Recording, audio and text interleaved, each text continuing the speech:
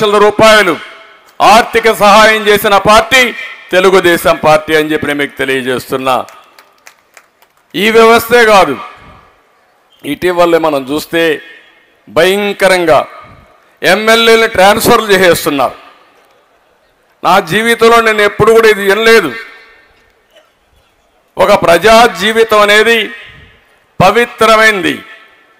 రాజకీయాల్లోకి ఎందుకు వస్తారంటే ప్రజలకు మేలు చేయాలి, ప్రజా జీవితాల్లో మార్పు తీసుకురావాలి.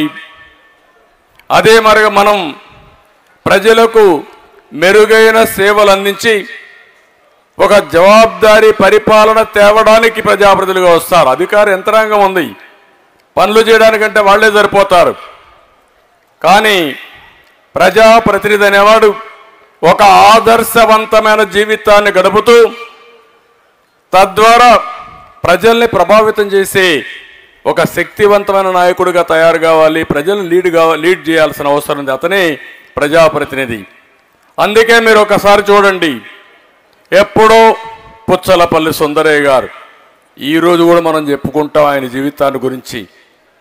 అలాంటి వాళ్ళు చాలామంది. ఒక ఎన్టీ రామారావు గారిని గురించి చరిత్ర ఉన్నంత వరకు తెలుగువారు శాశ్వతంగా గుండెల్లో పెట్టుకున్న వ్యక్తి నందమూరి తారక రామారావు గారు. ఆయన ఏం చేశారని మీరు ఒక్కసారి ఆలోచిస్తే 60 సంవత్సరాల తర్వాత రాజకీయాల్లోకి వచ్చాడు. ఆయన జీవితం ఒక ఆదర్శంగా, ఆయన ఏం ఉద్యోగం కోసం రాలేదు, పదవి కోసం రాలేదు, డబ్బుల కోసం రాలేదు.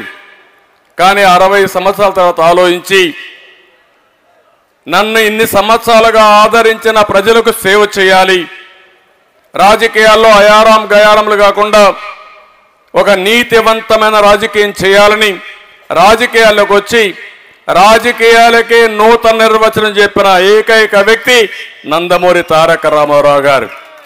అందుకే నేను ఆ మాట అన్నాను. ఒక పక్క సంక్షేమం, ఒక పక్క అభివృద్ధి, ఇంకో పక్క ఒక పద్ధతి ప్రకారం రాజకీయం చేసిన వ్యక్తి.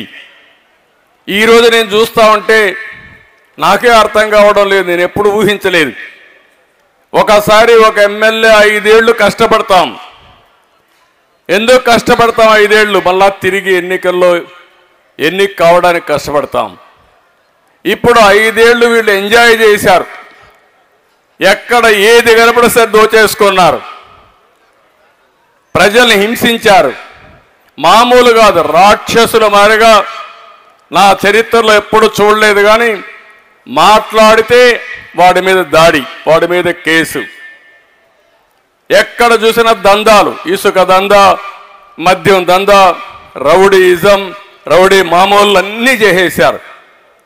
ప్రజలు వీళ్ళని అసహించుకుంటున్నారు. అసహించుకుంటే ఇప్పుడు జగన్మోహన్ రెడ్డి గారి కొత్త ఆలోచన వచ్చింది.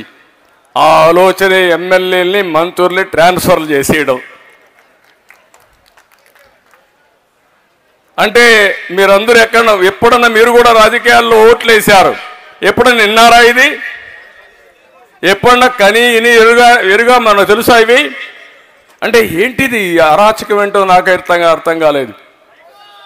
అంటే ఈరోజు అతను, నేను అడుగుతున్నా, ఇన్ని సంవత్సరాలుగా 5 ఏళ్లుగా మీ ఎమ్మెల్యేలు తప్పు చేస్తే ప్రజల మద్దతు కోల్పోతూ ఉంటే నీ ఇంటెలిజెన్స్ ఏం చేసింది?